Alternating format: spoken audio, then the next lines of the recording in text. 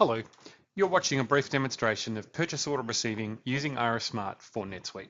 What you are seeing is a live mirroring of RF Smart on a TC75 Zebra device.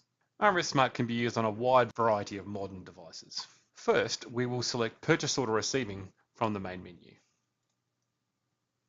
From this screen here, I can manually enter a purchase order number off supplier paperwork, which is what the majority of our customers do, or I can hit this Load Purchase Orders button. The Load Purchase Orders button is going to show me all open purchase orders at a status ready to be received in my current NetSuite location that you can see here.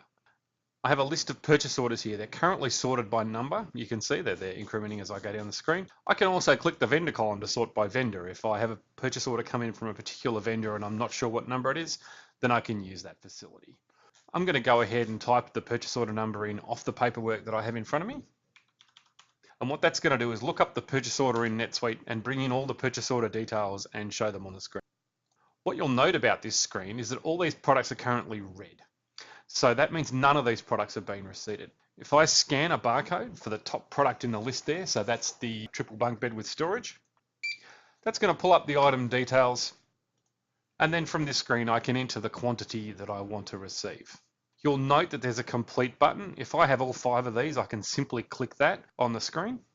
And now you can see that that particular product has turned green and dropped to the end of the list. If I scan the barcode for the second product, the 2-seater sofa, in this case, I can see the product details.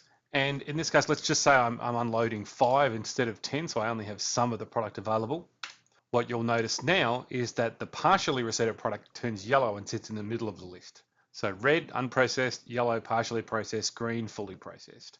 So now I can go to the third product. And in this case, once again, I'm going to receive the full quantity for that product. And this time I'm going to type in the number 6. Now I could leave this current line here, the partially receipted line, partially receipted, and go ahead and perform my receipt. Or I can open up that product again by scanning the barcode for it and then entering in my remaining quantity. This could easily happen if you were unloading a truck and you unloaded the first 5 of them and then found some other products and then came back to this product, which is why we allow for it. You'll also note there's a calculation button on this screen that we can use just to bring up a calculator to perform some quick calculations and then apply that into the quantity. Although in this case, I want to receive 5 to complete the line.